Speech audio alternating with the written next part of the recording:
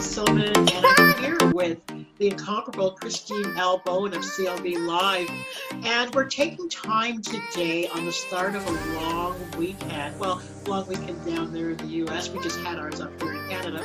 But to bring to you a relatable and what I believe to be a relevant topic here on Mojo Talk Radio. So welcome back, and let's just take it away. Let's just dive in, because I don't want to do too much of a preamble, because Christine and I are just itching to go and start this conversation. And today's conversation, it's something near and dear to my heart, and I'm sure there are those of you out there that think along these lines, but may not have the space to either talk about it or just don't feel comfortable about it because of maybe where you are in life. But what I'm talking about here is feeling that life has left you by or behind, and you don't quite know how to either catch up or what to do about it. So Christine L. Bowen, CLB, how are you? I'm fantastic, Pamela. I am so excited to be on Mojo Talk and to reconnect with you. Even though we stay in communication, it's been a minute since we've done a video chat. So thank you so much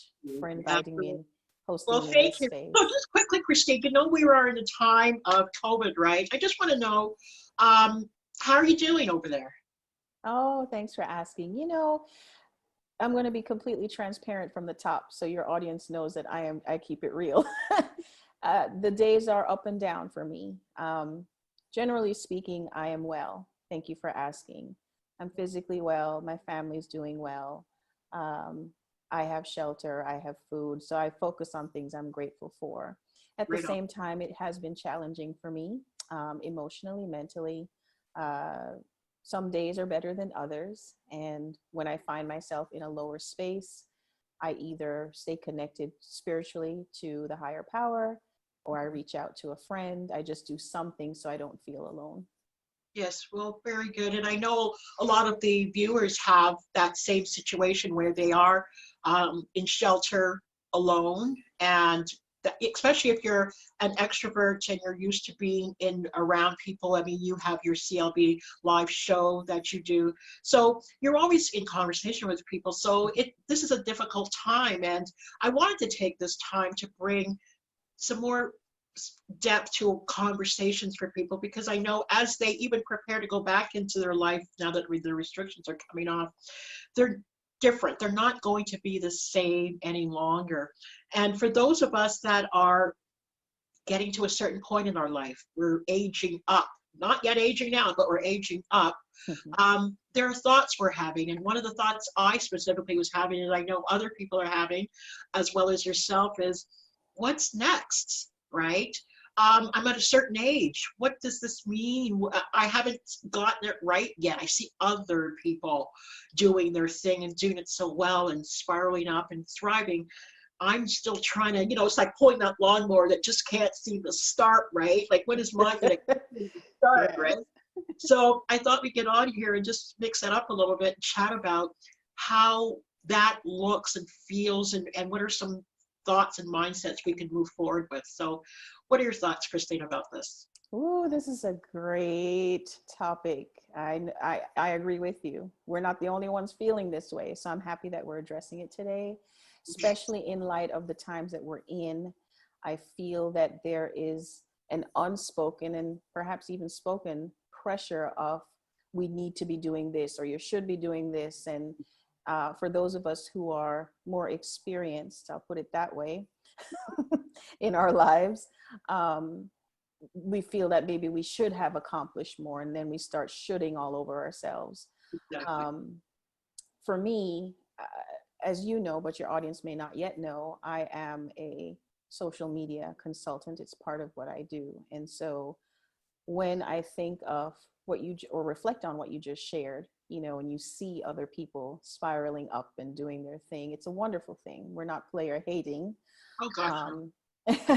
It's a wonderful thing to see. However, what I remind myself of, and I share with people who confide in me and share what you just shared, is we're seeing what people choose to show, and we're not seeing what's happening behind the scenes for them. What kind of struggles are they dealing with? What kind of insecurities they may be having? I believe we're all dealing with that. And so when I look at it from that perspective, it helps me to remember that we're all human. And I'm just a little bit more gentler with myself. Good, good. So what would you tell people who are experiencing that? Because, you know, you and I, we do talk and we laugh and we joke and then we get solemn again about it because, Yeah. you know, right before I pressed the record button, I was, you know, sharing with you that I'm in my mid 50s now and I just went through a big life change where I, you know, experiencing the loss of a parent and I'm not the same person anymore. And now that I have some more headspace about what's next, it is, I look around and I'm thinking, geez, what do people of my age group, where should we be? And there's that word should, right? Because we seem to be following either a script or a prescribed way of going down the road. And according to my, according to the prescription, I'm not there. I'm not. I'm not that woman living with this husband and you know over here with the big house. You know, I had that, and then I bounced out, and here I am. And so, what am I? Where am I going now, right? And I get this in the middle of the night. It's like I get up with fear, right? Oh my gosh, I'm not on track. On track is the word. Sure. Sure. I feel you on that. We are similar creatures in that manner. I went the traditional route, what society says we should do with our lives as we grow up and we get married and we do all of that great stuff. Nothing wrong with it. For me as well, it just wasn't my cup of tea. So I am now in a different space. And so I'm feeling similar things as yourself. The first thing I remind myself of, there are 5 books. I've read many books. I know you are also an avid reader. However, there are 5 books that continue to maintain their spot as my top 5. The first being the Holy Bible.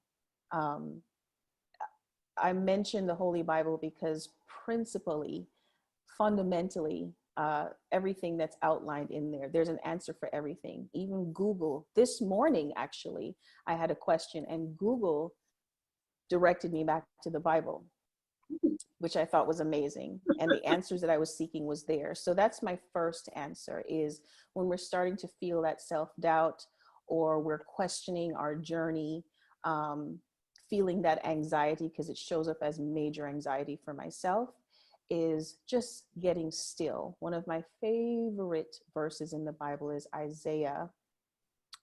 Psalm 46, verse 10. It's be still and know. Be still and know. Be still and know that I am God is the complete verse. Well, complete first part of the verse. And yeah, there's 10,000 other pages that come after, but I don't. Well, there's a second part. It says that I will be exalted in all the nations and so forth. But the key part for me is be still and know that I am God. And so stillness, meditation is my route, mindfulness of just getting still and allowing the answers to come to us, because I find that in a state of anxiety, we start trying to either formulate our own answers or we look to others for answers, and our higher power ends up being the last resort, and it should actually be our first response. Yeah. And so that's what I remind myself of, is when I actually had these feelings yesterday. So this is a perfect opportunity to be transparent. Yesterday was a very challenging. I had major anxiety yesterday. I was experiencing major anxiety. I call it resistance. And so rather than feeling stuck in that space, I logged off of all media. And yesterday was actually World Meditation Day. So I plugged into a group world event, and then I plugged into another group meditation. And by the end of the day, I was feeling completely calm and feeling more at peace.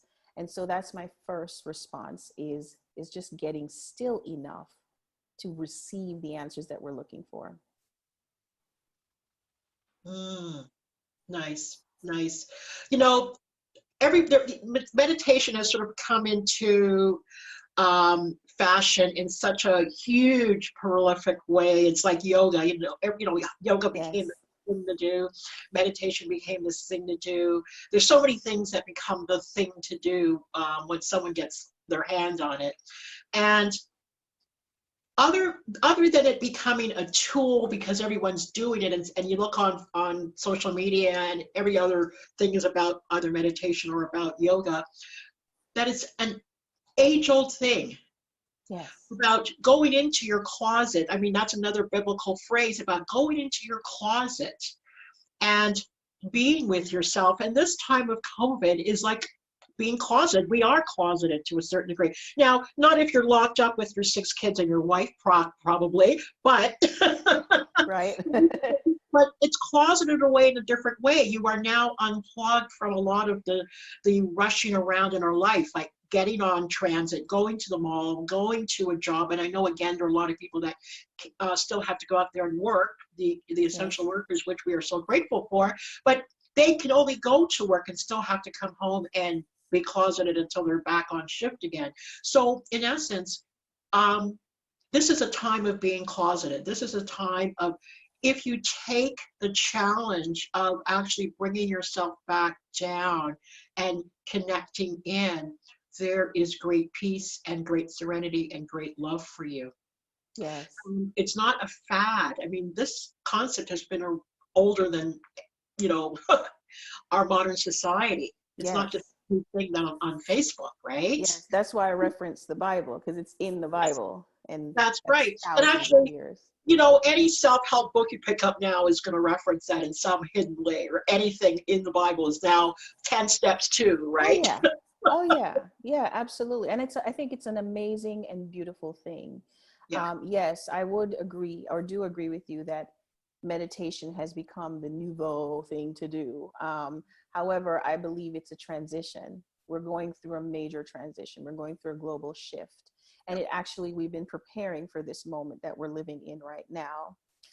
Perspective is everything. And so for me, we've been asking for it, really, to be honest with you. We have been asking for it, and the earth has been crying for it. And so Mother Earth is actually recalibrating and bringing things back to a place of harmony, peace. And now, as humans, we have the opportunity to realign with Mother Nature. Because I think you mentioned this, I don't know if it was before we started recording, our lives up to this point, and when I say our, I mean as a society, has been busy, busy, busy, rush, rush, rush. I'm doing this, I'm doing that, I'm on move, I'm on the track, and nothing is wrong with being determined and making progress. However, when it gets to a point that we are suffering mentally, emotionally, physically, spiritually, then it becomes a major issue. And so now we have the opportunity to get still.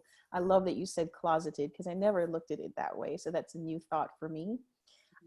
So now we actually are in our prayer rooms. We have an opportunity to get still.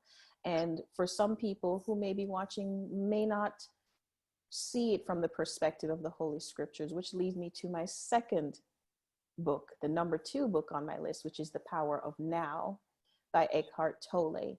And so I relate being still to being present, because when we feel anxious, worried, stressed, we are either too far in the future. And when we're feeling regret, sadness, grief, then we are in the past. And so being in the present is actually a place of peace. Yes. And so learning how to get still and just live in the now, and realizing, as Eckhart Tolle says, that the only moment we actually have is now. Nothing else actually exists. Absolutely. It's just what's happening right now.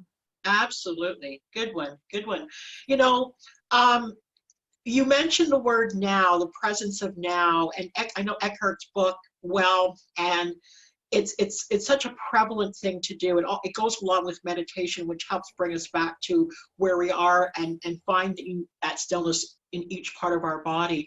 And I'm also a sort of student of also looking at my future self as well, because that's where I know this conversation has started, where I'm not where I need or would like or should be. That's where we sort of get ourselves into trouble, that pull towards that.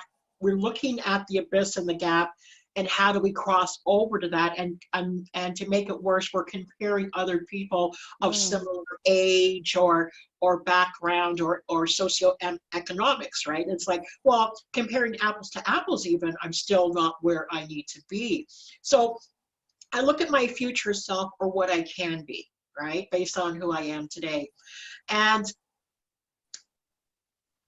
in my moments of journaling, I look at where I am now, whether I'm happy with that or not. Some things, yes, some things needs improvement. Where I know I can be, if I give myself a fair shot at it. As you know, I'm one of those people that like to sort of jump in and rip it apart and do my thing. What is my future vision? And again, from a very biblical standpoint, and when I use the word biblical, in my mind, I think it in a very scientific approach. I think of that book as very scientific in a particular way, because it gives us clues to do things in a particular way now. So when I think of envisioning my future self, future Pamela down the road, it's about really creating a vision. And that sort of pulls me up and pulls me forward, and leaving the vision there, but still coming back to my now, and setting myself up in a system now that allows future Pamela to get closer and closer. And I think, and I'm thinking some people get really good with the now and get stuck in it, right? But we still have to think about, what are we doing every day? What are we doing every day? That allows for growth, that allows for connection, that allows for, I'm sure, whatever your book number 3 is. Right. Because you know where I'm headed with this, right? Right down the list. Well, I think I know what I'll hear.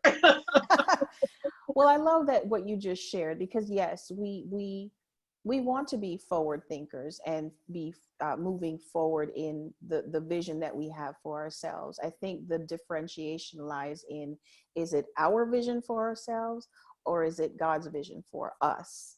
Which path are we actually following? So these are questions that I ask myself. So when I'm feeling that I'm not where I should be, or I'm getting left behind, which is our theme, then I start asking myself, well, whose standard am I using to measure that? And so typically the answer is, well, my own standard. One of my favorite quotes, I think it is my absolute favorite actually, is by Woody Allen, of all people.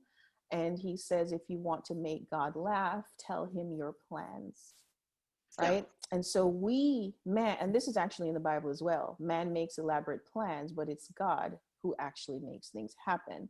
And so when I say to be present and get still, it's not only to center ourselves and feel that sense of peace and calm, it also provides the game plan. And so having that as what's that? I'm just sort of acting out what you're saying. It's like, can't we hear what the instructions are? Right. We open ourselves up to receive instruction, receive the blueprint. And when we follow that path, then you'll find that there's less anxiety, there's less frustration, there's less comparison, because comparison is the thief of joy. It's like the master thief of joy. And so following that blueprint is where you can maintain that calm while you're making your progress. Peaceful progress, as I call it. Beautiful. So let's share your third book. Share your third book. My third book? You want me to show it? No, you can show it, but I'm eagerly awaiting the title. Well, this is a perfect segue, because this third book was actually, it pushed number 3 down to number 4. It's the same author. Mm-hmm. And the one that's at number 4 now, he wrote that book in 1938. Mm-hmm. And the one that's now in my number 3 book was written the following year. However, it wasn't published until 2011. Mm-hmm. Because the author was told by his wife, his publisher, and all. We had an interview on this before, Christine. I know where you're going. See, I told you. Yeah. You know where I'm going. And so this book, he was advised by religious leaders, just do not release that book. It was just considered too controversial. For whatever reason, he didn't publish it. And it was published in 2011. So, Outwitting the Devil by Yep. Napoleon Hill. Yep. This Excellent, book, excellent book. Excellent book. Such an amazing book. It Excellent. answers so many questions that we have. It addresses all the things that we face as human beings. Every day, something from that book hits me. You know what? Yes. You know what I got out of that book that really changed the game for me? Yeah. The concept of drift. Yes. That's exactly where I was going with this. Okay, then you take it. Oh no, I want to hear your perspective. Well, the whole thing about drifting. When we think of either drifting along on a wave in the water, or a drifter that just sort of, has a pack on his back or her back, and they're just on the streets moving from here to there without any predetermined destination. Or for those much like myself who in their mind, move from one thing to the other or get easily distracted and hooked into the wrong thing, and then look up either a moment later, a week later, or a lifetime later, and wonder what happened. Yes. Yes. We unconsciously just did our life without intention, and got lost in all of it. Yes. Yes. And what I love about Napoleon Hill, number one, is was very direct about how he presented truth. And what I admire about this is in the beginning, before the actual interview, because in the book, he interviews the devil, as you know. Mm-hmm. And he says, whether or not you believe in the devil isn't relevant. Yeah. What is relevant are the truths that are being told and revealed through this conversation that I had.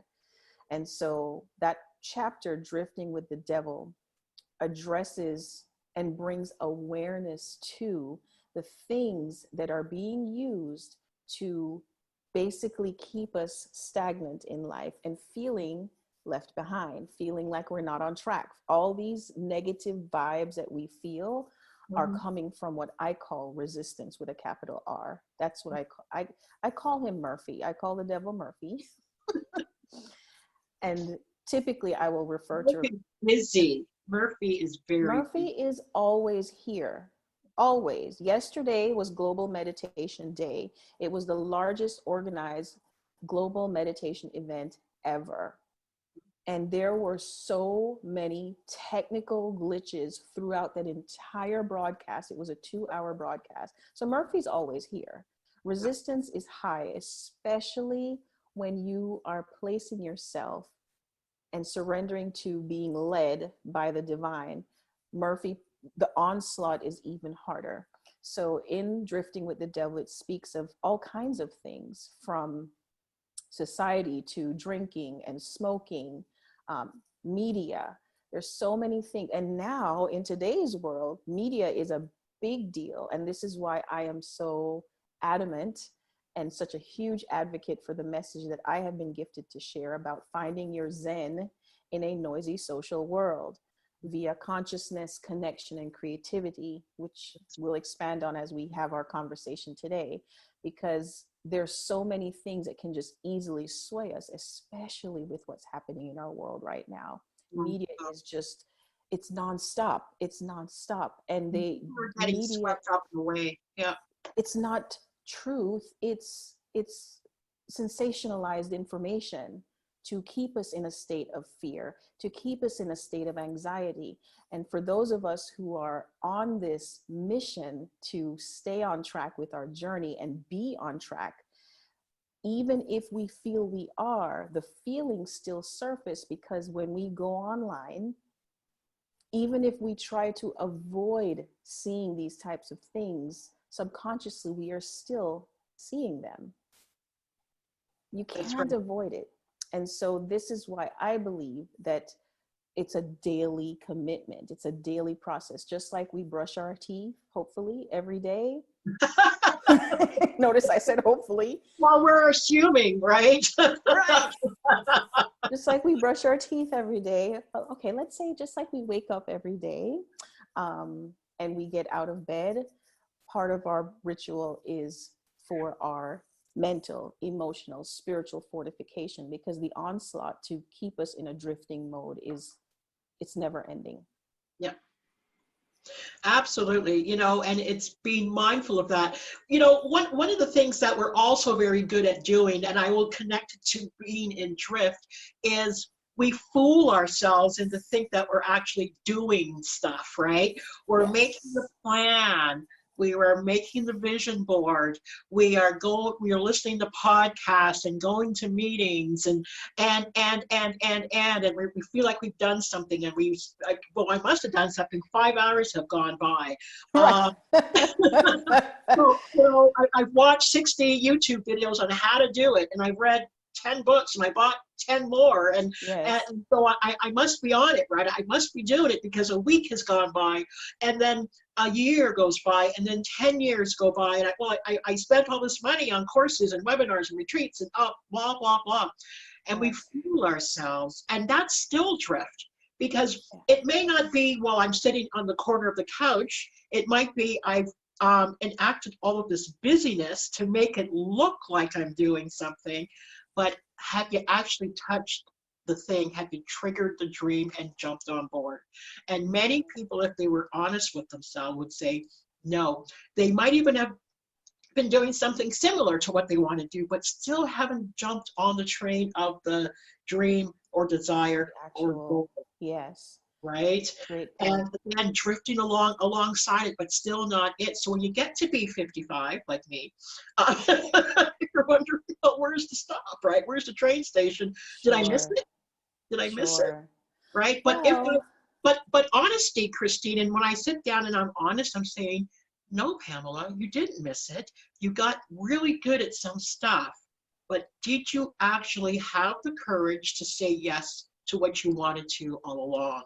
And if I had to be honest with myself, I would say not entirely, no. Yeah. Yeah. I feel you on what you're sharing. And yes, I believe that the opposition uses the facade of what's good for us to actually keep us in drifting mode. So I love that you brought that point out. At the same time, I believe that awareness meets us where we are. And so there are things that we still need to experience in life in order to learn and grow. And that's where reflection comes in, because there's nothing wrong with reflecting on the past. We just don't want to stay there.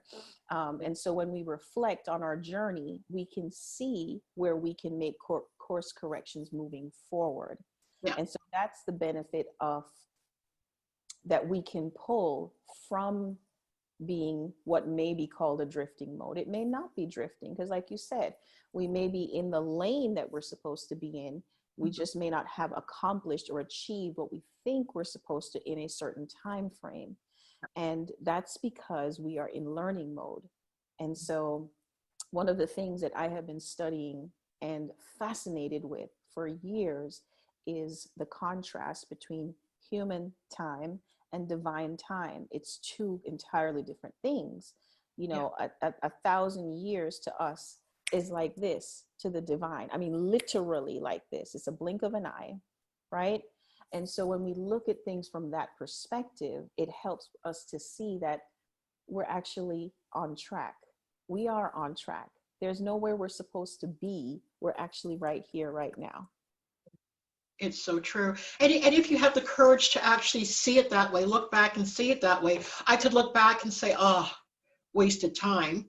Or I could look at it and say, time well spent, so I could be here now. My aunt sort of had to help me reject that a little bit, because sometimes you get lost in the thinking, right? So she helped me see the other day, you know what? No, you needed that time to do what you had to do. You needed space for your mother so she can have a good end of life. And now is where you can spend time doing what you believe you need to be doing, without anything else pulling and tugging at your brain, and giving yourself permission to now move forward. You see, that was the thing my whole life, right? The permission to be Pamela. I thought Pamela had to be a certain way, and I use myself. I don't mean to like stand up and say, well, it's all about me, but I use myself as an example because, well, I'm here. But many people, especially women, I find when I'm talking to a lot of women, especially when they're trying to do their media, their PR, is giving themselves permission to be themselves, but more of it, right? Because I don't want someone to not be themselves, but we tend to dampen down because we believe somebody wouldn't like it, or it'll be too much, or what if they don't like it, or what if the fear of what people think about us keeps us stuck, drifting along, waiting for a good spot to open up so we can go in there and do our thing. And it never comes. It never comes when we have that mindset. No. And it keeps us frustrated and feeling inadequate, and to be honest, just completely crazed, because you're like, oh my God, I'm not where I'm supposed to be. But the thing is, I like that word, crazed. I think, yes, very it's a crazy feeling. Like, just keeping it real.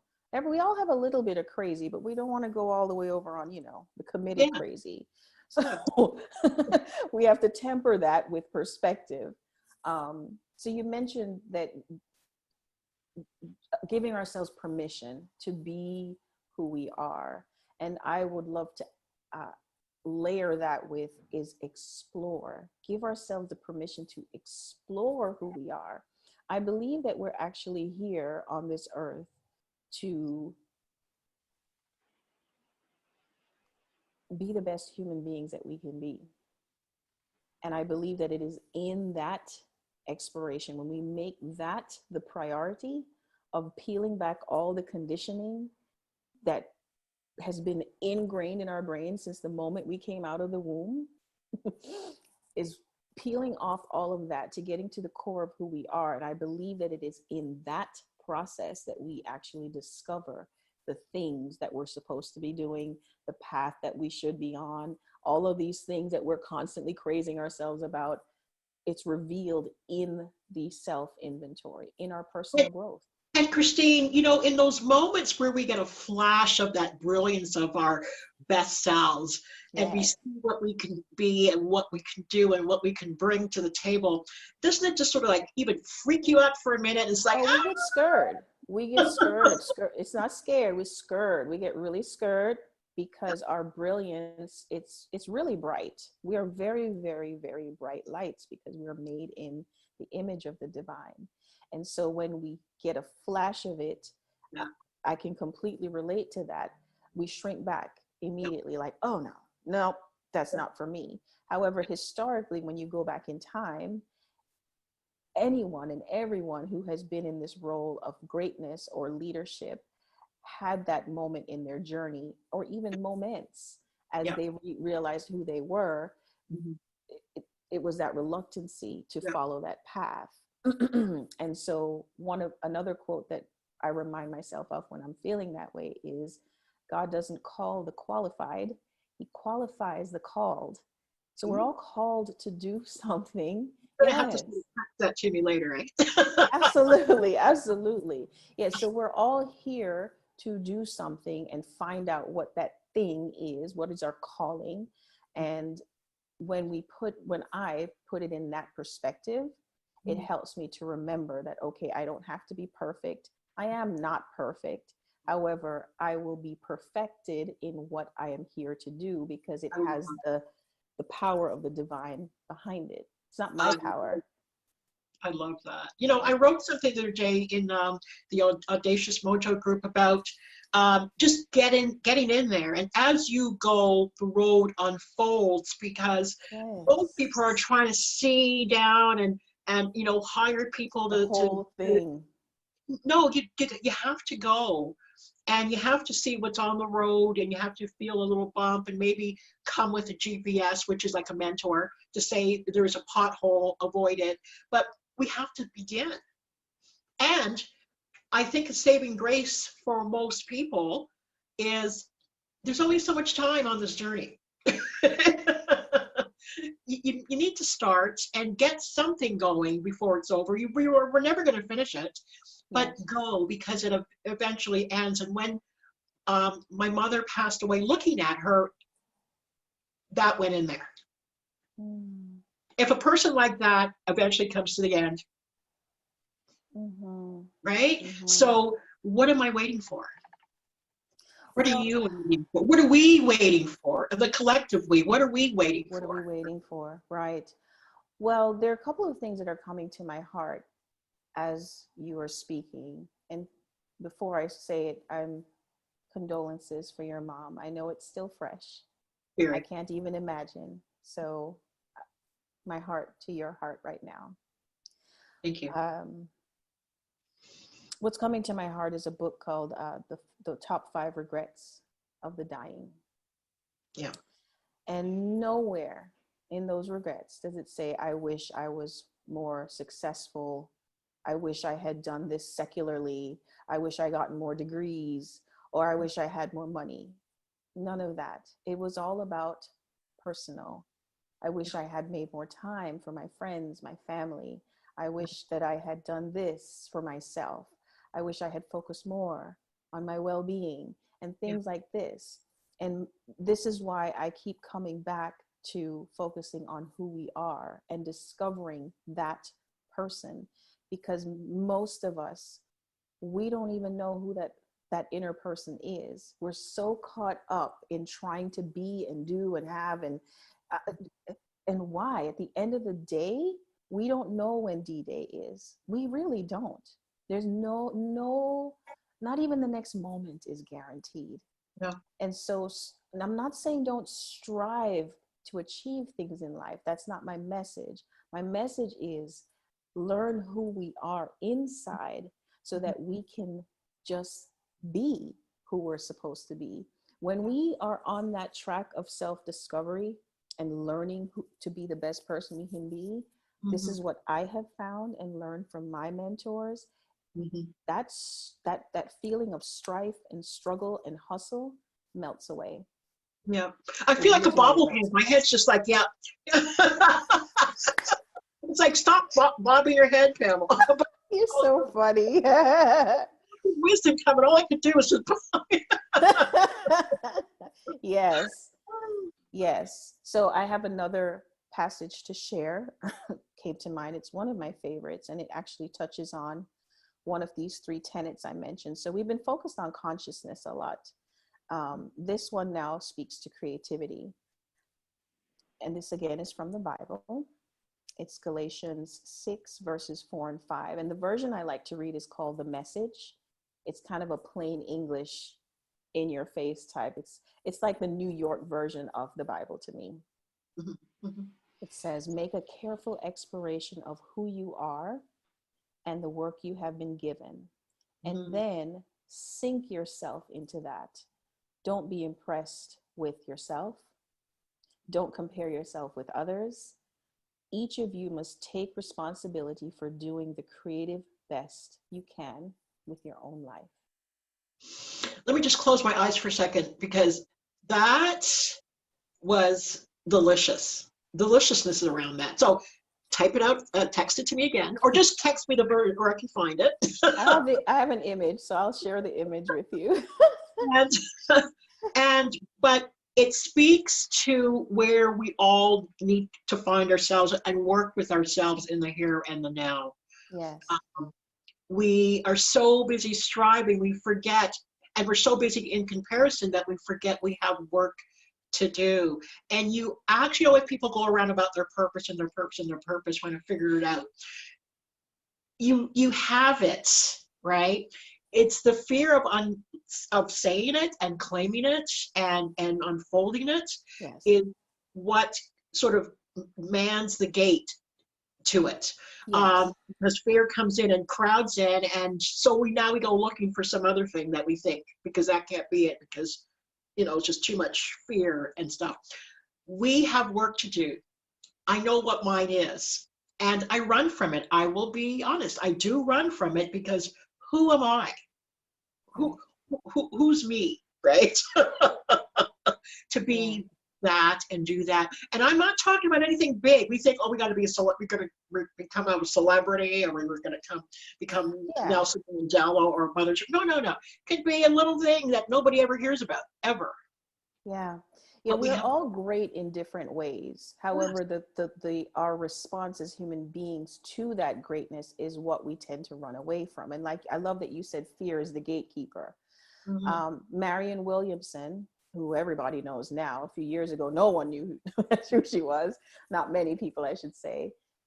She recently ran for president, was in the presidential race, and she is considered one of the new age spiritual leaders of our time. And she wrote a book called A Return to Love. Love, yeah. And a passage that's in there that is quite popular, Nelson Mandela himself actually quoted this passage. And the very first two lines says it all. Our deepest fear is not that we are inadequate. Our deepest fear is that we are powerful beyond measure. It is not our darkness. It is not our darkness that most frightens us. It is our light. Yeah. And so all of this aversion that we carry on with, the frustration, the angst, the striving, the hustle, even if we accomplish things, we're still not feeling fulfilled, which is a key point. All of that is fear. It's fear of the thing that we are actually here to do. Yes. Yes. Or if the clarity around fear is not there, we sabotage things by trying to experience and claiming it as imposter syndrome. Okay, so I became a doctor or a lawyer, or I'm now, running a Fortune 5 company.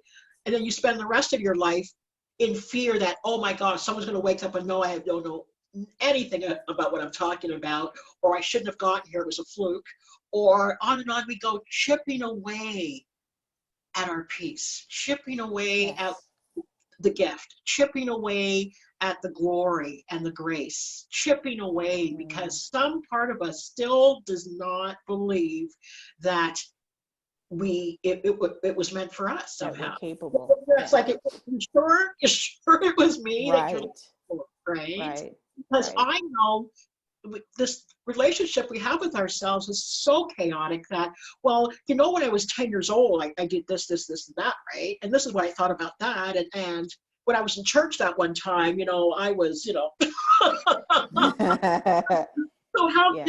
how could the grace of the universe possibly have picked me to show up? But example over the eons have shown us even the lowliest of people have been pulled up to do mighty things. So who are you and I or anybody else, right? I mean, heck, Jesus was a carpenter, okay? All these great leaders, I'm referencing the Bible. I forget exactly how the quote goes, but it lists all these great leaders that we know, Moses, Peter, the apostles. These people were like considered by society scum of the earth, nobodies. Yet here we are thousands of years later, still reading their words, still talking about them, just because they allowed themselves to be who they were. We don't have to do anything to be who we are. That's the thing. We think we're supposed to be doing something, surely I must be doing something. We actually or we think that we need to be glamorous and beautiful and wealthy, and we got to be Instagrammable for it to look like success. Yeah. And success has nothing to do with any of that. Success to me is a feeling of fulfillment. When you feel fulfilled, when you feel good about what you're doing, you feel peace with what you're doing, that to me is success. So Christine, let's move on to book number 5, and then we'll sort of bring it. Okay. Do we go through the books that fast? What? Yeah, some good stuff. It's a lifetime to talk about it. These are great books. This is why they're my top 5. So the book that goes after Outwitting the Devil is also by Napoleon Hill. I don't have it here. It's in my room. It's Think and Grow Rich. Think and Grow Rich, which was gifted to me by my mom, I don't know, about 13 years ago. It is said, I was told that successful people read it at least 8 times. So I made it my mission to read it continuously. Oh shit, I got 2 more times to go. But I've read it 8 Well, or that's the 9 problem. times. Okay. Well, the beauty of that book is it's very layered, and the information, and this is what I love about Napoleon Hill. He was a very inspired soul. I believe that he channeled truth from the divine in his writings. And so there's so many layers in that book. And what was so enlightening for me when I first read it, back then I was in my 30s, was when I read it, nowhere in there did it speak of the type of success that we think of as in society. It speaks of things like consciousness, where we actually utilize our power gifted by the divine of desire, of it even goes into the area of sexual transmutation, sexual energy. That's a great chapter. I read it all the time because Me too. It's one of my favorite chapters, because, and this goes now into the creativity piece I'm speaking of. Our creative power is actually where we should be pulling our energy from for the path that we're on. And typically what we find in society is that people aren't really tapped into their creative power. And the opposition knows this. The opposition knows that our power lies in our creativity.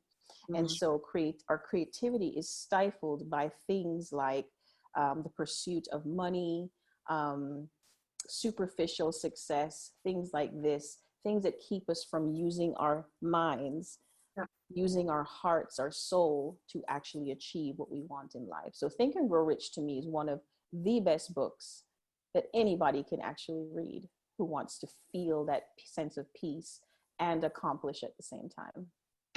And reading it from the perspective of mindfulness with spiritual power. I'm not talking religious power, I'm talking spiritual power. Spiritual. And then everything is so connected, because when you're reading that book, I think of a Kundalini yoga class that I took and was able to feel that energy moving through my body. And then I remember in the middle, somewhere on the mat, I remember thinking, oh, that's what Napoleon was talking about. I feel it. There it is, right there, right? That's right. Had to high five you. That's one of my things. I like to high five online, but that when we have that feeling, that's where that unstoppable feeling comes from. That's, to me, is when we're actually channeling divine power. Yes. And when we are channeling divine power, we actually are capable than so much more than we actually think we are. But in the society we live in, it's sort of been scraped away that you're not supposed to feel that. And well, let's not even get women involved, because you're supposed to only do this and so much. You're not supposed to feel that ecstasy. You're not supposed to feel that energy, and you throw the word sexuality on top of there. Well, then you've got a whole new deal going on, which people try to dampen down and trick. And then we wonder why we feel so lost and stuck, because the energy, which I call mojo, the mojo is now capped. And it's now our work to go and tap that so it can flow and circulate. Yes. Because our sexual energy is the seat of our creative power. And we have been taught shame. Society has taught us to be ashamed of our sexuality. And the opposition, and it mentions it again, outwitting the devil. The devil uses sexuality, which is something that's actually a positive thing, a great thing for us in expressing our sexuality, and has used it to create shame, fear, degradation, crime, degradation, sexual sexism. You know, so it's Think and Grow Rich is a very enlightening book, and it's number 4. It used to be number 3, and I put this first because this to me is the reset. This brings awareness to the issues that we're having internally here and here, and it allows us to be able to apply and absorb what's in Think and Grow Rich. When you introduced me to it, I had gone and got it on Audible. So on my walks, I'd be listening to it. And I got to tell you that my first time listening to it, I got scared. And here's why. And because as the narrating this, the devil has been given a voice. And I'm Yes. looking around thinking, oh, this is Very creepy, but it's effective. very, I listened, I heard, right? And it had a very slick way of talking, Yeah. which is life. Life can come at you very slick and pull you aside. And the Yes. next thing you know, you've gone adrift for a very long time, Yes. right? Because let's face it, the devil is made in God, was made in God's image as well. So the Yes. devil is a courts us, just just like we be courted for a relationship. Well, the devil wants to be in a relationship with us. So we are courted. It's a very, devil is very, very slick. Yeah. Very And slick. to the listening audience, what Christine and I are talking about, um, the word devil, don't get lost up in the meaning of that or what you've come to know it to be. This is, when you read the book, you will see the concept of that. And when we talk about the devil, we're talking about that which pulls us away from our calling, that which keeps us in the dark and away from our light, that which, you know, when you feel it, isn't where you ought to be. So you can Yes. call it any name you want to call it, just like people have an aversion to the word God or to the word Bible or to.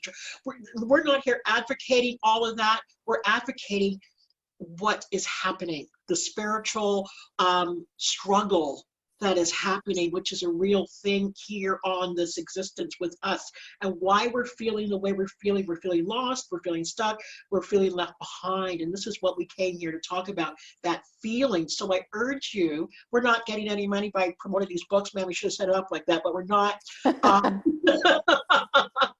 Get on Audible. I mean, if you're going to work out, get on Audible with this stuff, or get the book, or do both, and highlight the heck out of these things, because there lies some great truths that you might need to get. I mean, we're just talking about our experience with it. And Yes. somebody else might get something totally different out of it. That's why it's good to share and talk.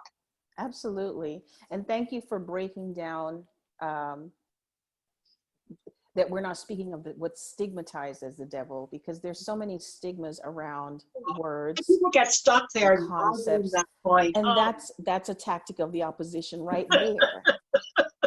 Stigma and the meaning of things, and religion, organized religion especially, are things that have been organized to keep us distracted. And we get so caught up in, oh, they're talking about the devil. and so do not send me or Christine emails about why we're wrong about that, please. We're trying to. I'm not having that conversation. I mean, I'm always open for dialogue. However, I believe that the devil, No. that's why I refer to the devil. I'm using that word now because we're speaking of the actual book. I like to refer to the devil as opposition with a capital O, as resistance with a capital R, as Murphy with a capital M. It just personalizes it because we're humans and we need Absolutely. to make You know, things understandable. We author label Stephen things. Pressfield, he wrote a little thing about Do the resistance. work. And I loved that concept of resistance Yes. when he talked about it. For those that don't know Stephen Pressfield, he's a great author. I think one of the screenplays had Will Smith in it. His movies had Will Smith in it. But just go Google it. I'm sure it's there somewhere, and you will get it. But Christine, I want to end this now, bring it down, because we could be here for like 3, 4, Yes, 5 we more could. minutes. But it has been so wonderful talking with you here about this concept, and it is one to explore always, every day, journaling where we're going and what's blocking, and where we've gone into resistance. I love your book. So again, just send me all the books. I can list it for everybody here Oh, so they know sure. what we talked about. And any parting words, Christine? Oh, well, first and foremost, thank you for this wonderful dialogue. I absolutely enjoy having conversations with you because you are a thinker like myself, and always encouraging other people as well and inspiring others. So thank you for allowing me to share this space. Mhm. And my closing thought is just to bring everything together. My life's philosophy that was presented to me by the divine 10 years ago, wow, to the month, um, are three principles that I feel are the tenets of life's philosophy. It's are the tenets of what keeps us aligned, and feeling at peace. And those three are staying conscious, so consciousness, being aware. And when I say aware, it's just being in a state where we are not drifting here and there. We're not feeling angst. We're actually just still. And we're receiving the guidance that's already there, actually. It's nothing to be received. We're just aligning ourselves in consciousness when we're in consciousness. The other tenet is connection, is being connected with ourselves, first and foremost, of course, with our higher power, and also with other people, like-minded people, not the ones who are going to drag us down, not being isolated and looking out, because I feel that is something that also causes us to feel that we're being left behind, is when we're in isolation. And so connecting with others, with like-minded people, reaching out is what will allow us to move forward in our lives. And last but certainly not least is the creativity. Our creative power is where our freedom actually lies. Our creative power is where we can do things that we didn't even think we were capable of doing. And so focusing on our creative power is what will free us from the bonds that we keep ourselves chained in upstairs. Absolutely. Beautifully said. Well put. Thank you, Christine. It's always a pleasure. And to the listening audience, the viewing audience, thank you for joining us again on another Mojo Talk Radio session. Always bringing you lessons and wisdom and nuggets of fun to help you spiral up your experience to the next level. See you again. Thanks, Christine. Bye-bye.